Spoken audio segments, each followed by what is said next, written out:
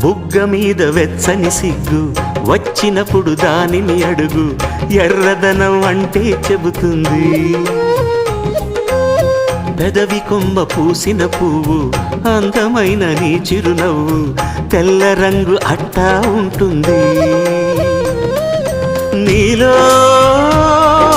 నిలువున పులకలు రేగిన వేళ నువ్వే పచ్చని పైరువు అవుతావమ్మా. దిగులు రంగే నలుపు అనుకో, ప్రేమ పొంగే పసుపు అనుకో.